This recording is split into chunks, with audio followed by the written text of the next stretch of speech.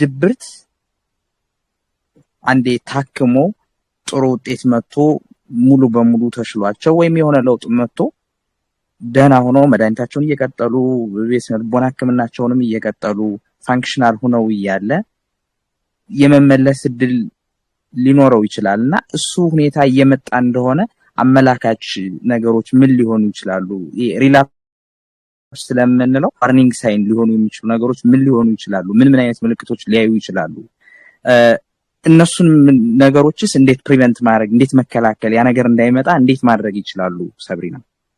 እሺ ዮናስ፣ እንግዲህ እንዳልከው ጉዳዩ አንዳንዴም ሙሉ በሙሉ ታክሞ ድኖ ሊመጣ የሚችልበት ሁኔታ ሊከሰት ይችላል በተለያዩ ምክንያቶች እንዳልነው ለምሳሌ ኦንጎይንግ የሆነ ኮንፍሊክት ያለበት ቦታ ወይም በቋሚነት ግጭት የእርስ በርስ ግጭት ያለበት ቦታ የሚኖር ሰው ወይም ደግሞ ቅድም ዶክተር እንዳነሳው የኑሮ ሁኔታ በጣም ከባድ የሆነበት ሁኔታ ውስጥ የሚያሳልፍ ሰው ወይም ደግሞ በቤተሰብ ውስጥ በከፍተኛ ሁኔታ ያልተፈታ ግጭት ወይም ሌሎች ችግሮች ያሉበት ሁኔታ ውስጥ ወይም ጥቃት የደረሰባት ሴት ከሆነች ያ ቦታ እዛ ቦታ ሴፍ ያልሆነ ወይም ጥብቅ ያልሆነ ቦታ ውስጥ የምትኖር ሴት ከሆነች ይሄ ነገር ድጋሚ ሊያገረሽ ይችላል። እኔም ከገለጽኳቸው ምክንያቶች በተጨማሪ ሌሎች ያልገለጽኳቸው ምክንያቶች ሆነው ድጋሚ ሊመለስ ይችላል ወይም ሊያገረሽ ይችላልና ምልክቶቹ ብለን ማንሳት የምንችለው ይሄ ቅድም ያነሳ ነው አሉታዊ የሆነ ሀሳቦች መምጣት ከራስ ጋር የሚኖሩ አይነት አሉታዊ የሆኑ ንግግሮችን ወይም የሰልፍ ቶኮች የምንላቸውን ሀሳቦች መኖር እንደዚሁም ደግሞ ከማህበራዊ ሁኔታዎች ዳግም መገለል መፈለግና ብቻ መሆን እንደዚሁም የቀን ተቀን ህይወታቸው ላይ ድጋሚ ችግር መፍጠር ወይም ከሱ ሲያግዳቸው መታየት ያመጋገብ እና የእንቅልፍ ሁኔታቸው ላይ እንደዚሁ ችግር ሲፈጠር ማስተዋል ወይም ደግሞ በፊትም መጀመሪያ ጥሩ እየሰሯቸው የነበሩ ሲወዷቸው የነበሩ ነገሮች ሲሰሯቸው ደስታ የሚፈጥሩላቸው የነበሩ ነገሮች ላይ መልሶ ሙሉ በሙሉ ፍላጎት ማጣት ከተከሰተ ይሄንን ነገር ቶሎ ካዩ በራሳቸው ሲያደርጓቸው የነበሯቸውን ነገሮች መቀጠል አሊያም ደግሞ የህክምናውን እገዛ ዳግም ማግኘት አስፈላጊ ነገር ነው። እነዚህ ነገሮች ሊከሰቱ የሚችሉባቸው የተለያዩ ሁኔታዎች አሉ። ቅድም ከገለጽናቸው በተጨማሪ አንዳንድ ጊዜ የሚስተዋሉት ነገሮች ሌላኛው በጣም ኢምፖርታንት ነገሩ ወይም አስፈላጊ ነገሩ ከህክምና ባለሙያ ጋር ሳይነጋገሩ በራስ ፍቃድ መድኃኒትንም ማቆም እንደዚሁም የንግግር ህክምናውንም ማቋረጥ በቃ ደህና ነኝ ተሽሎኛል ብሎ ሁለቱንም ነገር መጨረሻ ዳር ሳይደርሱ ማቆም እንደዚሁ ተመልሶ እንዲመጣ ሊያደርግ የሚችል ምክንያት ነው ማለት ነው። ከመከላከል አንፃር ቢደረጉ ጥሩ ናቸው ተብሎ የሚታሰቡ ነገሮች ዳግም ተመልሶ ማድረግ ወይም ደግሞ መጀመሪያ ሲሰሯቸው የነበሩ አሊያም ቴራፒን ጨርሰው ከሆነ መድኃኒትን ጨርሰው ከሆነ ቴራፒ ላይ መጀመሪያ ሲሰሯቸው የነበሩ ቱሎች ወይም ሲጠቀሟቸው የነበሩ ትንንሽ ቴክኒኮችን ዳግም ለመሞከርና በራስ ለመስራት መሞከር የተወሰነ ከዛ በኋላ ስቲል አሁንም ያ ነገር እያስቸገረ ከሆነ ደግሞ early ወይም በጊዜ ጉዳዩን ተረድቶ ወደ ህክምና ቦታ መምጣት አስፈላጊ ነገር ነው። ከምንም በላይ ደግሞ ሰፖርት ሲስተም የምንለው ነገር ወይም ሃይማኖታዊ፣ ማህበራዊ፣ ቤተሰባዊ እገዛዎችን በደንብ አጠናክሮ መቀጠል አስፈላጊ ነገር ነው። ማህበራዊ እገዛ በራሱ በጣም ትልቅ የሆነ እርዳታ ነው የሚሰጠው ለአንድ ድባቴ ለጠቃው ሰው ማለት ነው። ማለትም ከማህበራዊ ሁኔታዎች መገለል ይኖሩታል፣ ግን ያን ማህበራዊ ሁኔታ እንደምንም ራሱን ፑሽ አድርጎ ወይም ቀስ በቀስ ደረጃ በደረጃ እነዛን ነገሮች እየሞከረ መምጣቱ ከሰዎች ጋር መቀላቀሉ ከሰዎች ጋር መሆኑ በራሱ የሚፈጥረው የደስተኝነት ስሜት ስላለ ወደዛ መመለሱና እሱን እገዛ ማግኘቱም ይበልጥ የሚያግዘው ነገር ነው ማለት ነው። እሺ ቴንክ ዩ ሰብሪና። ዘጌት ብላችሁ ሜቢ ተቀላቀላችሁን ካላችሁ ስጦታ ወግ ነው ውይይታችን በድባቴና የስነ ልቦና ህክምና ርዕሳችን እንደዛ ይሁን እንጂ ሌሎች የህክምና አማራጮችን እያነሳን እንገኛለንና በእነሱ ዙሪያ ጥያቄ መጠየቅ ትችላላችሁ፣ ሀሳብ ማንሳት ትችላላችሁ። ባለሙያዎችም የራሳችሁን ሪፍሌክሽን መስጠት ትችላላችሁ። ሰብሪን ድባቴ ይድናል ወይስ አብሮ ሊኖር የሚችል ነገር ነው? ሙሉ በሙሉ ልናክመው የማንችል ግን ልናሻሽለው የምንችል ነገር ነው። ድባቴ ይድናል ሰብሪን? እሺ ዮናስ፣ ይመስለኛል የብዙ ሰዎች ጥያቄ ነው። ይህም ጥያቄ ቅድም ያነሳናቸው ነገሮች አሉ። አዎ ሙሉ በሙሉ መዳን ይችላል። በተጨማሪ ግን ማየት ያለብን ነገር የደረጃውን ነው።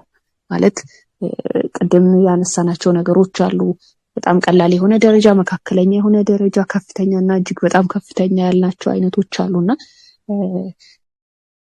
በስነ ልቦና ብቻ የሚታገዝ ከዛ ደግሞ በመድኃኒትና በስነ ልቦና ሕክምና የሚታገዝ ከዛ ደግሞ ዶክተር ያነሳው በጣም ከፍተኛ ሁኔታ አለ። አንዳንዴ ሲቲ የሚያስፈልገው የድባቴ አይነት አለና ሙሉ በሙሉ ድነው ከመድኃኒቱም ከቴራፒውም ውጪ ሆነው የቀን ተቀን ህይወታቸውን የሚቀጥሉ አሉ። በቃ እንደ አንድ ልምዳቸው አልፈውት አንዳንድ ጊዜ ደግሞ ለረጅም ጊዜ መድኃኒቱን እየወሰዱ አብረው የሚቆዩ ሰዎች አሉ። ሆኖም ግን ይሄም ሆኖ ወደ ኖርማል ህይወታቸው ተመልሰው አገግመው ድነው ቀን ተቀን ህይወታቸውን እየቀጠሉ ስራቸው ላይ፣ ማህበራዊ ህይወታቸው ላይ፣ የግላዊ ህይወታቸው ላይ በሙሉ ኢፌክቲቭ ሆነው መቀጠል ይችላሉና የሚያሳዩቸውን ምልክቶች በሙሉ ሳያሳዩ ከህክምናው በኋላ ግን ዘለግ ላለ ጊዜ መድኃኒቱን ሊወስዱ ይችላሉ። በአጠቃላይ ግን የሚታከም የሚድንና የሚሻሻል ነገር ነው ማለት እንችላለን። ቅድምም አንቺም ከቢሄቪራሊ ከሚደረጉ ገዛዎች አንጻር ያነሳቸው አሉ። ቀደም ሲልም መኪያ የጠየቀችው ጥያቄ አለና ከሱ አንጻር የዕለት ተዕለት የህይወት ዘያችን ቀን ተቀን የምናደርገው የህይወት ልምዳችን ድብርት እንዳይዘን ሊከላከል ይችላልን? ወይ ደግሞ ድብርት ውስጥ ከገባን በኋላ ከዛ ድብርት ሊያወጣን ይችላል? ይሄ የላይፍ ስታይላችን እንዲሁም ደግሞ ዴይሊ ሃቢታችን ከሱ ጋር ተያይዞ ቅድምም መልሰሻል። ምናልባት መጨመር የምትፈልጊ ከሆነ እንደኛ ሀገር ደግሞ የስፒሪቹዋሊቲ ሪሊጂየስ ያለው ተጽዕኖ ከፍ ያለ ነውና ከሱ አንጻር ምን አይነት አስተዋጽኦ አላቸው? ቅድም እንዳብራራሽ ይገባኛል፣ ግን መጨመር የምትፈልጊ ከሆነ ሁለቱን ጥያቄዎች ትመልሽ። እሺ ዮናስ፣ ስለዚህ መጀመሪያ ላይ እንዳነሳሁት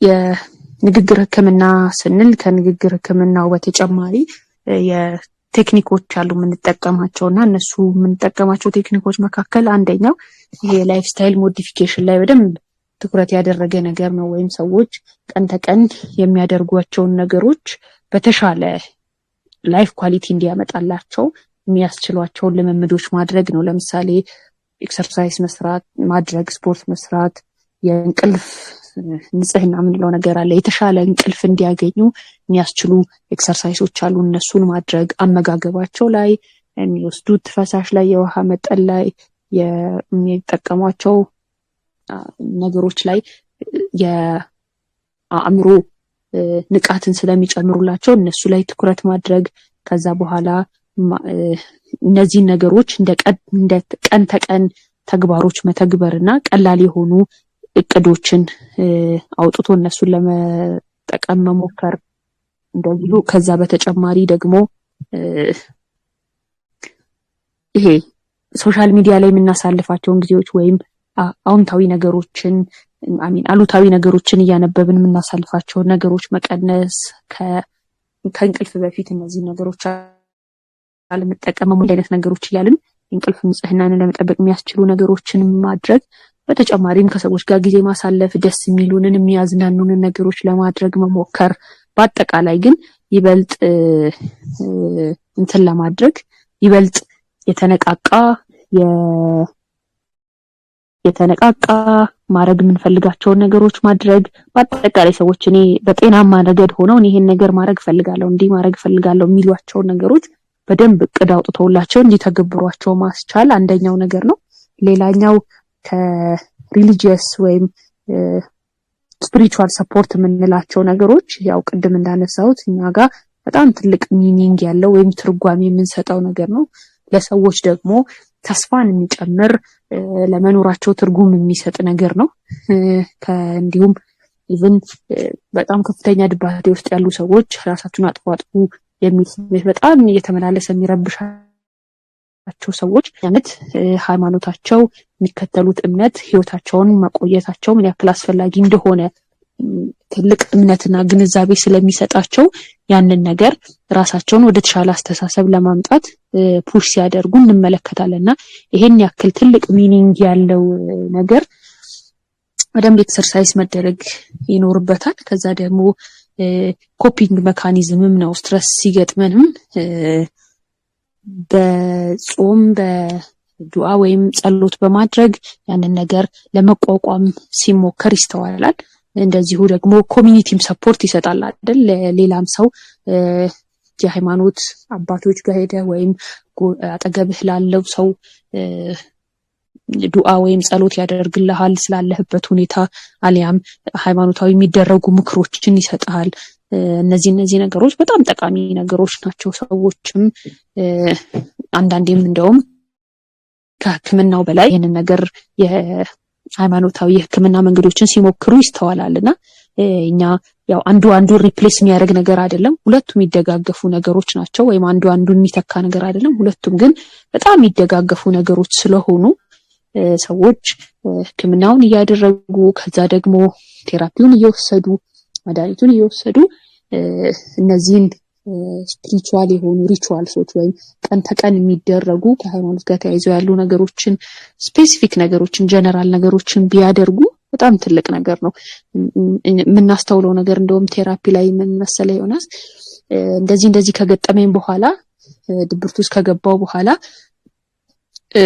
ወደ ሃይማኖታዊ ተግባሮችን በትክክል መተግበር አልቻልኩም ወይም ደግሞ ከሃይማኖት ቦታ በጣም እንትን ብያለሁ ርቄያለሁ ይሄን ነገር ማድረግ አልቻልኩም ጸሎት ማድረግ አልቻልኩም ሰላት መስገድ አልቻልኩም ብለው በጣም በእንትን ሲያነሱት ይስተዋላሉ ታካሚዎችና ትልቅ ሚኒንግ የሚሰጡት ነገር እንደሆነ ይገባኛል። ስለዚህ እነዚህ ነገሮች በደንብ መተግበሩ ይበልጥ የሚያግዝ ነገር ነው ወይም ያሉበትን ሁኔታም ለመወጣት ችግራቸውንም ለመቋቋም የሚያግዝ ነገር እንደሆነም ሪሰርቾችም ይጠቁማሉ። ዮናስ እሺ ቴንኪው ሳብሪና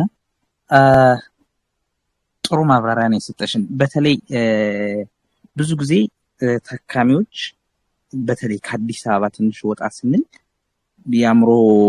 ስለ አእምሮ ህመም ያለው ግንዛቤ ማነስተኛ ስለሆነ ስቲግማውም ስላለ ይሄ ወደ ሕክምና ተቋም ሲሄዱ ሙሉ በሙሉ ሃይማኖታዊ ነገሩና የሕክምና ተቋሙ የሚጣረስ ይመስላቸዋል። ወይም ደግሞ የሕክምና የስነልቦና ባለሙያዎች ያኛውን ሳይድ አብረው ማስኬዳቸው የሚከፋቸው ይመስላቸዋል እነዚህኞቹ የስነልቦናና የስነ አእምሮ ሕክምና ባለሙያዎቹ ማለት ነው። እንዲሁም በዛኛው በኩል ደግሞ የሃይማኖት አባቶችም ደግሞ ይህን ነገር የሚቆጡ መስሎ ይታያቸዋል። እንዲሁም እነሱም በተጨማሪ ደግሞ ያጎደሉ ይመስላቸዋልና እንደዚህ አይነት የተሳሳተ አረዳድ ማለት ጥሩ ማብራሪያን የሰጠሽን ከዚህ አንፃር ሜቢ በውስጥ መስመር የመጣልኝ ጥያቄ አለ። አይ ቲንክ ሞር ሜዲካል ሳይድ ስላለው ዶክተር ዮናስ ቢመልሱ የተሻለ ይመስለኛል። አንድ የዲፕሬሽን ታካሚ ኢሲቲ መሰጠት ያለበት ምን ስቴጅ ሲደርስ ነው የሚል ጥያቄ ነው በውስጥ መስመር የተላከልኝ። ምናልባት ቅድም ለማንሳት ተሞክሮ ነበር ግን ተሳታፊያችን ዲቴል የሆነ ማብራሪያ ይፈልጋሉ መሰለኝና ዶክተር ዮናስ ይህን ጥያቄ ቢመልሱልን። እሺ አመሰግናለሁ ዮናስ። እና ኢሲቲ ይሄ ኤሌክትሮኮንቨልሲቭ ቴራፒ የሚባለው ለሁሉም ህመምተኞች የሚሰጥ ነገር አይደለም። በጣም ተመርጦ ለሚረዳቸው ሰዎች ብቻ ነው የሚሰጠውና ሁሉም የዲፕሬሽን ህመም ያለው ሰው ኢሲቲ ይወስዳል። ኢሲቲ ይጠቅመዋል አይደለምና ህመምተኛው ታይቶ ሐኪሙ በደንብ ኢቫሉዌት ካደረገው ወዲያ ከዛ በኋላ ይሄ ሰው በኢሲቲ የተሻለ ለውጥ ሊያመጣ ይችላል፣ ኢሲቲ ነው የተሻለ የዚህ ሰው የህመም ሊቆጣጠር የሚችለው ወይም ደግሞ ካለበት ሁኔታ ሊያወጣው የሚችለው ብሎ ሐኪሙ ካመነ ኢሲቲ ይጀምርለታል። ኢሲቲ ብዙ ጊዜ በዲፕሬሽን ያሉ ሰዎች የሚወስዱ የመጀመሪያው ለኢሲቲ ሰውየው በኢሲቲ ነው የሚለወጠውና ደህና የሚሆነው ተብሎ የሚታመነው የዲፕሬሽን አይነት አለ። ካታቶኒያ የሚባል ግን ከፍተኛ ዲፕሬሽን እንደማለት ነውና በዚህ ህመም ውስጥ ሲሆን በዚህ በከፍተኛ ድብርት ውስጥ ሲሆን ሰውየው አይበላም፣ አይጠጣም፣ ከአንድ ቦታ አይንቀሳቀስም። በዚህ ምክንያት ከፍተኛ የክብደት መቀነስ ይኖረዋል። አይናገርም፣ ብዙ ጊዜ ላይ ይንቀሳቀስ ይችላል። አንድ ቦታ ከመቆሙ የተነሳ ምንም ብናደርገው አይንቀሳቀስም። እጅም እንኳን ከፍ ብናደርገው በራሳችን እጅ ያ እጅ እኛ ቁጭ እስክናደርገው ድረስ ባለበት ነው የሚቀጥለው። ስለዚህ ከፍተኛ ዲፕሬሽን፣ ከፍተኛ ሜጀር ዲፕሬሲቭ ዲስኦርደር ለኢሲቲ በጣም ጥሩ ለውጥ አለው። የሚገርመው ነገር ደግሞ ኢሲቲ ወስዶ ሰውየው ወዲያው አንዱን ኢሲቲ ከወሰደ በኋላ ሁለተኛው ሶስተኛውን ኢሲቲ ሲወስድ በጣም ጥሩ ለውጥ ይኖረዋል። ስለዚህ ኢሲቲ ከፍተኛ ዲፕሬሽን ለሚባል ካታቶኒያ አንዱ መሰጠት ያለበት የሕክምና ሞዳሊቲ ነው። ሁለተኛ እንግዲህ የተለያየ የዲፕሬሽን መድኃኒት እንሞክራለን። ግን አንዱም የማይሰራ ከሆነ አንዱም ቶሎ ለውጥ የማይሰጠን ከሆነ 3 ሳምንት 4 ሳምንት አይተነው ምንም ለውጥ የማያመጣ ከሆነ 4 5 6 ሳምንት ምንም ለውጥ የማያመጣ ከሆነ ኢሲቲ መሞከር ያለብን ነው ይመስለኝ። ያም ደግሞ በትክክል አስተካክሎ ሊይዝልን ይችላል። ይሄን ያለኝ ዮናስ ወደ አንተ። እሺ ቴንኪው ዶክተር። ጠያቂያችንም ስለጠየቁ እናመሰግናለን። በእኔ በኩል ማንሳት የምፈልገው ለሰብሪና ከሳይኮቴራፒ አንጻር ብዙ ጊዜ አንዳንድ የተዛቡ እይታዎች ያሉ ይመስለኛል። ማለት ብዙ ታካሚዎች አንድ ሴሽን ከተሳተፉ በኋላ ሙሉ በሙሉ መዳንን ይጠብቃሉ፣ ወይ ደግሞ ያን ብቻ አስበው ስለሚመጡ ቀጥሉ ሲሏቸው ሌላ አይነት እንትን የሚመጣባቸው ይመስለኛልና ለምን ያሰጥ ይችላል ሳይኮቴራፒ ስፔሲፊካሊ ለድብርት ማለት ነው? ወይስ ደግሞ በምን ያክል ጊዜስ ውጤት ይመጣል? እሺ ዮናስ፣ ያው እንግዲህ እንዳነሳው ስለ ጉዳዩ ጥልቅ የሆነ መገንዘብ ስለሌለ እንደዚህ አይነት ነገሮች ሊፈጠሩ ይችላሉ። በተቻለ መጠን የመጀመሪያው ሴሽን ላይ አሰስመንት ከተሰራ ወይም ስለ ጉዳዩ ስለ ግለሰቡም ጥልቅ የሆነ መረዳትን በከፊል ካገኘን በኋላ ታካሚው ከሕክምናው ምን ይጠብቃል፣ ምን እቅዶች አሉት ሊሰራበት የሚፈልገው፣ በተግባር ደረጃ ምን እቅዶች አሉት ሊሰራበት የሚፈልገው፣ ከዛ ደግሞ ምን ያክል ጊዜ ሊወስድ ይችላልና እንዴት ነው ሕክምናው የሚሰጠው የሚለውን ነገር ሳይኮ ኤዱኬሽን የሚል ፓርት ስላለው የሕክምናው ዝርዝር ውስጥ እሱን እንትን ለማድረግ እንሞክራለን። እሱን ለማድረግ እንሞክራለንና በተቻለ መጠን የተወሰነ የግንዛቤ ማስተካከል ይፈጥራል ብለን እናስባለን። መልሰንም ይሄንን ነገር ከእንትን ካለም በኋላ የሰውየውን መረዳት መልሰንም ቼክ ስለምናደርግ ማለት ነው። እንግዲህ ከድባቴ ጋር ተያይዞ በዋነኛነት በወራት ደረጃ ማክሲመም እስከ 4 ወር ድረስ ሊፈጅ ይችላል። በሳምንት ግንኙነት ማለት ነው። ከዛ ወይም ከ8 እስከ 20 ሴሽኖች ማለት ነው።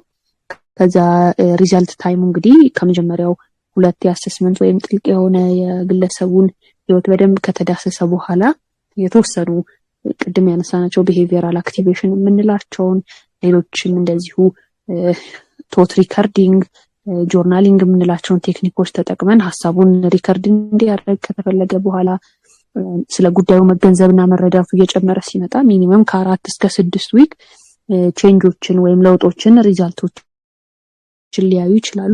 ከዛ ግን እንዳልኩ ቅድም እንደየኬዙ አይነት እንደየኬዙ እንደ ጉዳዩ ስብስብነት ግለሰቡ እንደገጠመው ሁኔታ ግን አንድ ጉዳይ ብቻ ላይ ገጥሞ ይችላል ወይም ከልጅነት ትራውማ ጋር ወይም ከልጅነት ቁስልና ጠባሳ ጋር ተያይዞ እንደዚሁ አሁናዊ የተፈጠሩ አሁናዊ አስተሳሰቦች ሊኖሩ ይችላሉ አሊያም ደግሞ የቀን ተቀን ግጭት ሊኖር ይችላል ተደራራቢ ነገሮች ካሉ ግን ቴራፒው መቀጠል ይኖርበታል ኦንጎይንግ ቴራፒ መሆን ይኖርበታል ማለት ነው እሺ ቴንክ ዩ ሰብሪና ሰፋ ያለ ማብራሪያ ነው ድጋሚ ሰጠሽን ሌላ በውስጥ መስመር አሁንም የመጣልኝ ጥያቄ አለ በሐኪም ትዕዛዝ የድባቴ መድኃኒት ከመውሰድ ጋር ተያይዞ የረጅም ሰዓት እንቅልፍ ለጥናቴ አስቸጋሪ ሆኖብኛልና ምንድነው መፍትሄው የሚል ጥያቄ በውስጥ መስመር ዶክተር ዮናስ ምላሽ ቢሰጡን አሁንም አንዳንድ ለድባቴ ተብሎ የሚታዘዙ መድኃኒቶች በተለይ ፈርስት ጄነሬሽን የመጀመሪያዎቹ የድባቴ መድኃኒቶች እንቅልፍ ማለት ነገር በተለይ ቀንም እንቅልፍ ማታም ቢወሰዱ እንቅልፉ ተራዝሞ ቀን እንቅልፍ የማለት ነገር አላቸውና በዚህ ምክንያት ሰዎች የለተለት ስራቸው መካወን ሊቸገሩ ይችላሉ ተማሪም ከሆነ ማጥናት ሊቸገር ይችላል ሹፌርም ከሆነ መኪና መንዳትም ይቸገራል የቢሮ ሰራተኛም ከሆነ እንቅልፍ ስለሚለው እዛው ጠረጴዛው ላይ ተኝቶ በእንቅልፍ ላይ ያሳልፍ ይችላል ግን አሁን እንግዲህ ዘመን ያመጣቸው እንቅልፍ የማይሉ ሌሎች መድኃኒቶች አሉና ከሐኪማቸው ጋር ተማክረው አድማጫችን ይሄንን ነገር ተናግረው ይሄ ቀን እንቅልፍ እያለኝ ስለሆነ ማጥናት አልቻልኩም ትምህርቴን መከታተል አልቻልኩምና ሌሎች አማራጮች ካሉ ይታይልኝ ብሎ ሐኪሞች መድኃኒቱን ያዘዙ ሐኪሞች ይሄን ከሰሙ መድኃኒቱን ሊያስተካክላሉ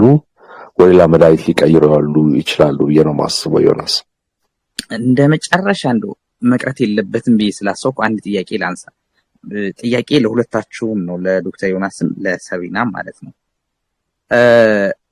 አንዳንዴ በተለይ እንደኛ ሀገር ደግሞ ቀንተም እንደጠቀሳችሁት ያለን ስለ ድባቴ ያለን ግንዛቤ አነስተኛ ከመሆኑ አንፃር ቤተሰቦቻቸው የታካሚ በድባቴ ውስጥ የሚኖሩ ሰዎች ቤተሰብ ማለት ነው ህመማቸውን ላይረዱ ይችላሉ እንደውም ብዙ ጊዜ በራሴ እንደው ያየሁት እንደ ህመም ሁላ ያዩትም ወይም ደግሞ ከምን ጋር ያያይዙታል የሆነ ሰው ድባቴ የሚይዘው ፋይናንሻሊ ሲቸግረው ብቻ አንድ ምክንያት እንደሆነ ይገባኛል ግን ሲቸግረው ብቻ አድርጎ መውሰድ አለ እንደው ምን ጎሎት ነው እሱ አሁን እንደዚህ አይነት ወይም ብዙ ጊዜ በዚህ የተነሳ ወደ ሱሳይድ ራስን ወደ ማጥፋት ሲሄዱ ምን ጎሎባት ነው ሲባል ብዙ ጊዜ እንሰማለን ወይም ምን ጎሎበት ነው ሲባል እንሰማለን በዚህ ከዚህ ጋር ተያይዞም ለስቲግማም ቀላል አስተዋጽኦ ይኖረዋል ብዬ አላስብምና እነዚህ ጉዳዮች በሚኖሩበት ሰዓት በድብርት ውስጥ ይሄን ነገር እንዴት ነው ኮፕ ማድረግ የሚችሉት ከዚህ ነገር አመልጠውስ እንዴት ነው ወደ ህክምና እርዳታ ሊመጡ የሚችሉት ምናልባት እኔ ልጀምርና ሰብሪና ትቀጥላለች በእኔ እምነት ያው እንግዲህ ማህበረሰቡ ነገሮች የሚረዳበት የራሱ መንገድ አለውና ከባህሉ ከሃይማኖቱ የአእምሮ ህመም ሊረዳ ይችላል ዲፕሬሽንንም ጨምሮና እና ለዲፕሬሽን ያለው አመለካከት ሰው የራሱ ነገር ነው የሚሆነውና አንዳንዴ የታማሚው ስንፍና አድርገው ሊቆጠር ይችላል ወይም ደግሞ መቅበጥ እንደቀበጣ አድርጎ ሊቆጠርበት ይችላል የተለያዩ አመለካከቶች የተለያየ አንደርስታንዲንግ ማህበረሰብ ሊኖረው ይችላል ግን እንግዲህ ለዚህ ነገር ምንድነው መፍትሄው ምንድነው ሶሉሽኑ ከተባለ ሶሉሽኑ ማስተማር አዌርነስን ሬዝ ማድረግ በጋዜጦች በሶሻል ሚዲያ የተለያዩ አርቲክሎችን መጻፍ ማህበረሰቡን ማንቃት ማስተማር የማህበረሰቡን አስተሳሰብ ማዘመን እና ሰዎች አዲሱን የሳይንስ አስተሳሰብን እንዲቀበሉ እንዲረዱ ማድረግ የሚዲያ የባለሙያ ኃላፊነት ያለ ይመስለኛልና በተለይ አሁን እያደረግን ያለነው እኮ በተቻለ መጠን ሰዎች ስለ ዲፕሬሽን ያላቸው አዌርነስ ከፍ እንዲልና ቢችሉ እዛው ራሳቸውን እንዲረዱ ካልቻሉ ደግሞ ወደ ሕክምና ቦታ መጥተው እንዲረዱ ነው። ስለዚህ ሰዎችን ማስተማር ነው መፍትሄው ነው ብዬ ማስበው። ልክ ነው። እኔም በዶክተር ሀሳብ ስማማለሁ። ሰዎች ካደጉበት ሁኔታ አንጻር ከአካባቢያቸው ልማድ አንጻር ላሏቸው ለገጠሟቸው ሁኔታዎች የተለያየ መረዳት ይኖራቸዋል። እነዛ መረዳቶች ደግሞ በእነሱ አስተሳሰብ እይታና ልምድ ልክ ነው። እኛ ደግሞ ይሄ ነገር የተሻለ ነው፣ በብዙ መልኩ ሰዎችን ያግዛል ብለን እናምናለን። ሲያግዝም አይተናል፣ በጥናቶችም ተረጋግጧል። ስለዚህ ኃላፊነቱ እኛ ላይ ነው የሚሆነው ብዬ አስባለሁ። ቴራፒም ሲመጡ ከነሱ የታካሚውን ታሪክ ለመውሰድ በምንሞክርበት ጊዜም አባቸው ያለን ቤተሰብም በዙሪያቸው ያለንም ሰው ስለ ጉዳዩ እንዲረዳ እንደ ሳይኮ ኤዱኬሽን ብለን ያነሳነው ነገር ስለ ሁኔታው ትምህርት መስጠት ለቤተሰቡ አንደኛው የዚህ አካል ነው። በተለያየ መንገድ ሰዎች ይሄንን ነገር ተገንዝበው ወደዚህ ቦታ እንዲመጡ ማድረግ ሌላኛው ሁኔታ ነው። ቢቻል ደግሞ ታካሚዎችም ይሄንን ነገር ምን ያክል እንዳገዛቸው ምን ያክል እየረዳቸው እንደሆነ ለሌሎች ሰዎችም ሼር ቢያደርጉ ከታካሚው አንደበት ይበልጥ የመሰማት የመታመን እድሉ ከፍተኛ ነው። እንደዚሁም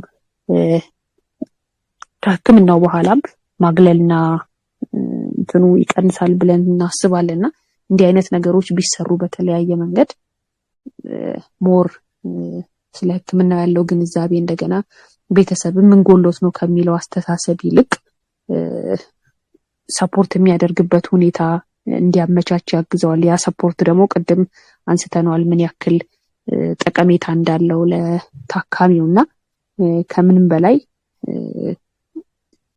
ጥሩ የሆነ እገዛን ያደርግለታልና ከኛም ጋር የሚኖረው የሕክምና ቅንጅትም በጣም ጥሩ ስለሚሆን ያንን ግለሰብም ኢምፓወር ለማድረግ ለማነቃቃት ሌሎችም እንደዚሁ ለሌሎች አካሎችም እንዲደርስ ለማድረግ ጥሩ መሳሪያ ስለሚሆን በዚህ ላይ ኃላፊነት ያለብን ሁላችንም ላይ ነውና ሁሉም ሰው እዚህም ግሩፑን የሚከታተል ሰው ፕሮግራሙን እየተሳተፈ ያለውም ሰው ለሌሎች ሰዎች እንዲደርስ የማድረጉንም ኃላፊነት ቢወስድ ጥሩ መተጋገዝ ይቻላል ብዬ አስባለሁ።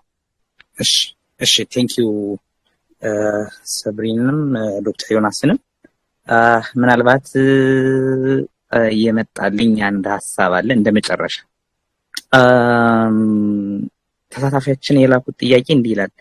ድብርት በዋናነት አካላዊ ህመም ነው ወይስ ደግሞ ለህይወት ውጥረቶች የምንሰጠው ስነልቦናዊ ወይም ማህበራዊና ባህላዊ ምላሽ ነው?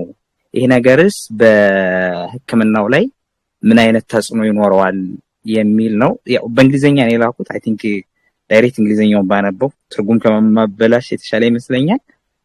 Is depression primarily a biological illness?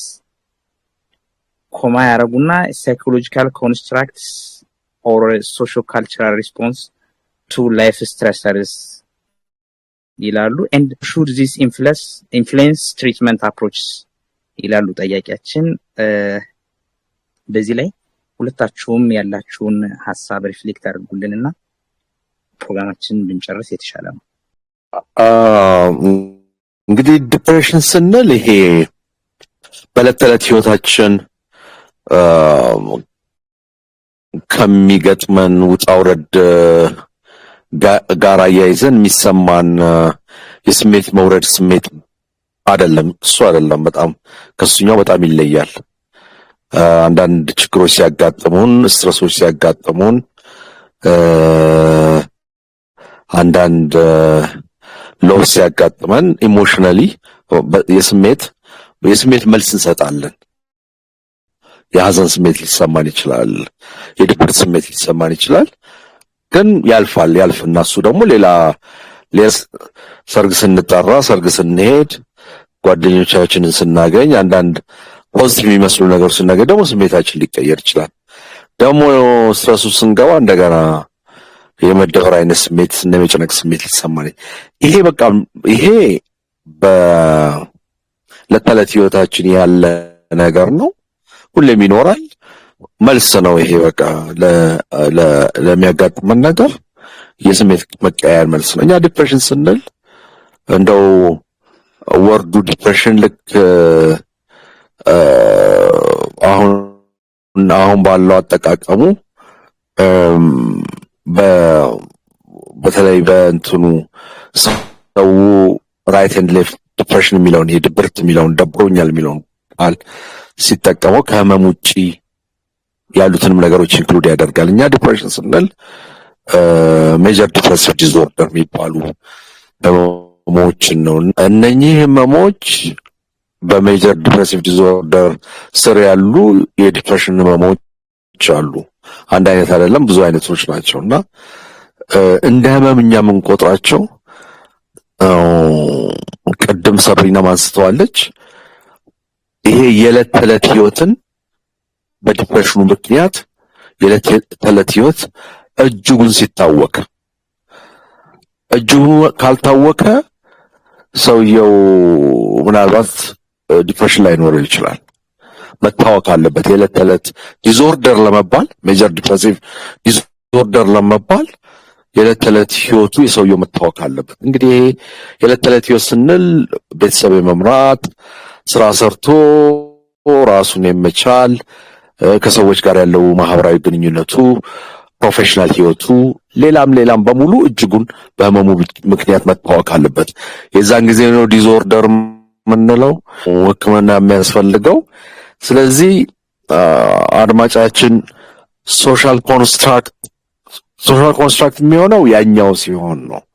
ይሄኛው ግን ምናልባት በመረጃ የተደገፈ በሳይንስ የተደገፈ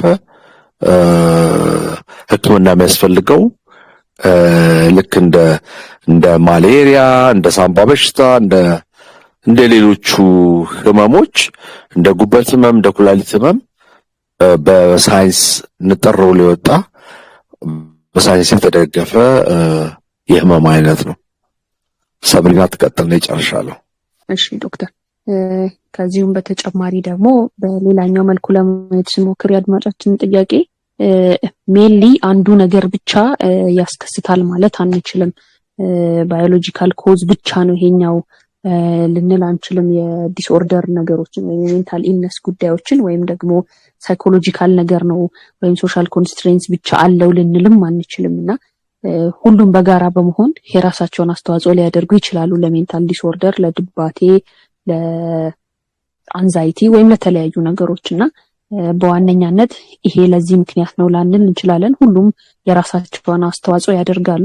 ከአስተዋጽኦአቸውም በላይ ግን በዋነኛነት ሕክምናው የሚያተኩረው የተቀናጀ ስለሆነ ሳይካትሪስት፣ ሳይኮሎጂስት፣ ሶሻል ወርከርስ እነዚህ ፕሮፌሽናሎች የተቀናጀ ሕክምና ስለሚሰጡ ሁሉንም የህይወት ክፍል ሳይኮሶሻል ሰፖርት ለማድረግ ስለሚሞከር ሁሉንም የህይወት ክፍል በመዳሰስ ለዛ ሰው የተቀናጀ ሕክምና ለማድረግ የሚያስችልበትን መንገድ ለማምጣት ይሞከራል። በተለይ በእኛ ሀገር አሁን ያለው ሁኔታ ሳይኪያትሪስትና ክሊኒካል ሳይኮሎጂስቶች በሐኪም ቤት ደረጃ በክሊኒክ ደረጃ ይህንን ሰፖርት እየሰጡ ስለሆነ ሁሉንም ችግሮችን ለመቅረፍ ይሞከራል በተቻለ መጠን።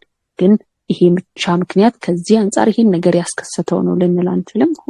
ሁሉም አስተዋጽኦ አላቸው የየራሳቸው ማለት ነው በአንድም በሌላም ረገድ። ዮናስ ወደ አንተን መልሰው። እሺ አመሰግናለሁ ሁለታችሁንም፣ ዶክተር ዮናስንም ሰብሪናንም ለአነሳናቸው ሀሳቦች ምላሽ ስለሰጠሽን እናመሰግናለን። ዶክተር ዮናስንም እንዲሁ ሁሌም አብረውን ስለሆኑ እናመሰግናለን። ምናልባት እንደመጨረሻ ሰብሪና ማለት የምትፈልጊው አንተ ያላነሳው መባል ያለበት የምትይው ወይም ደግሞ ባነሳውም አጽንኦት መስጠት ፈልጋለሁ የምትይው ካለ ሰዓቱ ያንቺ ነው። እሺ አመሰግናለሁ ዮናስ። እኔንም እዚህ ፕሮግራም ላይ እንግዲህ አድርጋችሁ በድጋሚ እጅግ አድርጌ አመሰግናለሁ። በአጠቃላይ እንግዲህ ቅድም እንዳልኩት እየሰራን ያለነው ወይም እየሰራችሁ ያላችሁት ነገር ጥሩ በደንብ መበረታታት ያለበት ነገር ነው። ከአመለካከት አንጻር ሰዎች ይሄ ነገር ብዙ ሰዎች ጋር አልደረሰም ብሎ ከማሰብ የተለያዩ ሜቶዶችን መጠቀም የተሻለ ነገር እንደሆነ ነው የምረዳውና እሱም አንደኛው መልኩ ይሄኛው ነው። እሱን ለማድረግ እየተሞከረ ስለሆነም በጣም ደስ ይለኛል። እንደዚሁ የአእምሮ ሕክምና በጣም ቅድሚያ ሊሰጠው የሚገባ ነገር ነው። ትኩረትም ሊሰጠው የሚገባ ነገር ነውና እዚህም ያለን ተሳታፊዎች ሌሎችም በማህበራዊ ግንኙነትም ለምናገኛቸው ሰዎች እንደ ኃላፊነት ወስደነው እነዚህን ነገሮች ሼር ብናደርጋቸው ጥሩ እገዛዎችን ያደርግልናል ብዬ አስባለሁ። ሁላችሁንም የስጦታ ወግ አስተባባሪዎችንም ስጦታ ሰራተኞችንም በሙሉ አመሰግናለሁ። ቴንኪዩ አስጨርሻለሁ። እሺ እናመሰግናለን። የላይኛው ጥያቄ ለሰብሪና የጠየቁት ለዶክተር ዮናስም ይሁንልኝ። ጥሩ ነው እንግዲህ ያው ስጦታ ወግ መቀጠል መቻል አለበት። 2 ሰዓት ቁጭ ስንል ለመማር ነው፣ ለማወቅ ነው። ብዙ ተምረናል፣ ብዙ አውቀናል። አሁን በአሁኑ ጊዜ ዕውቀት ትምህርት ቤት ተሄዶ አይደለም የሚገኘው፣ ዩኒቨርሲቲ ተገብቶ ኮሌጅ ተገብቶ አይደለም ዕውቀት የሚገኘው። ሶሻል ፕላትፎርሞች ላይ የተለያዩ ነገሮችን እያዳመጡ ዕውቀትን መገንባት ማሳደግ ይቻላል። ስለዚህ ሌሎች ሰዎችም በወር በሚዘጋጀው በስጦታ ወግ ላይ እንዲሳተፉ ማድረግ ያስፈልጋል። ሁላችንም ሰዎች ይህን ፕላትፎርም እንዲቀላቀሉ ማግባባት አለብን። አዘጋጁን ዮናስን ከዕለት ወደ ዕለት በጣም እያሻሻለ ጥያቄዎቹ በጣም ጥሩ አስተማሪ ሆነው ተዘጋጅቶ መጥቶ ወሩ ሳያልፍ ይህ ነገር ለፕሮግራሙን ማካሄድ ስለቻለ እጅግ በጣም አድርጌ አመሰግናለሁ። ሰብሪናንም ለዚህ ማብራሪያ በጣም እጅግ አድርጌ አመሰግናለሁ። የተሳተፋችሁም ሰዎች ጊዜያችሁን ወስዳችሁ 2 ሰዓት ያህል እዚህ ስላጠፋችሁ አመሰግናለሁ። ግን ተጠቅማችኋል ብዬ አስባለሁ። አመሰግናለሁ ሁላችሁ። እናመሰግናለን ዶክተር ዮናስ። ምናልባት ቤተሰቦቻችን እናንተም ልትሆኑ ትችላላችሁ፣ ወይም ደግሞ የቅርብ ቤተሰባችሁ ወይም የምታውቁት ሰው የአእምሮ ሕክምና ካስፈለገው ስጦታ የአእምሮ ሕክምናና የሱስ ማገገሚያ ተቋም አለላችሁ። ስጦታ የአእምሮ ሕክምናና የሱስ ማገገሚያ ተቋም በአዲስ አበባ ውስጥ በጦር ኃይሎችና ቶታል 3 ቁጥር ማዞሪያ መሀል ላይ የሚገኝ ተቋም ነው። ዩናይትድ አረብ ኤምባሲ ጥግ ይገኛል። መጥታችሁ የስነ ልቦና የስነ አእምሮ ሕክምና ባለሙያዎችን ማግኘት ትችላላችሁ። በስጦታ እንግዲህ የመድኃኒት ሕክምና፣ የስነ ልቦና ሕክምና፣ የኤሌክትሮኮንቨልሲቭ ቴራፒ ሕክምና፣ የስነ ልቦና ሕክምናም ደግሞ ብዙ አይነት መልክ ያለው የስነ ልቦና ሕክምና ይሰጣል። አገልግሎቱን መጣችሁ ማግኘት ትችላላችሁ። እጅግ በጣም እናመሰግናለን እስካሁን ድረስ አብራችሁን ስለቆያችሁ። ሰብሪናንም ማግኘት ከፈለጋችሁ በእኛ ተቋም በስጦታ የአእምሮ ሕክምናና የሱስ ማገገሚያ ተቋም ማለት ነው ረቡዕ ከሰዓትና ቅዳሜ ከሰዓት ትገኛለች። መጥታችሁ እሷ ጋር መገናኘት ትችላላችሁ፣ ቴራፒ ማግኘት ትችላላችሁ ማለት ነው። እስካሁን ድረስ አብራችሁን ስለቆያችሁ እናመሰግናለን። እንግዳችን ሰብሪና አህመድም እስካሁን ድረስ ለተነሱ ጥያቄዎች ማብራሪያ ስለሰጠሽን ከልብ እናመሰግናለን። ዶክተር ዮናስም አብረውን ስለቆዩ ከልብ እናመሰግናለን። ሰላም ሁኑ። ሜቢ እንደመጨረሻ ይህ ወግ ብዙ ተሳታፊዎችን ማግኘት አለበትና በቀጣይ ሌሎች ጓደኞቻችሁን ዘመዶቻችሁን ጋብዛችሁ ከዚህ የተሻለ ቁጥር ኑሮት ብንወያይ መልካም ነው እላለሁ። አብራችሁን ስለቆያችሁ ከልብ እናመሰግናለን። ሰላም ሁኑ። የዛሬ ወር በቸር ያገናኘን።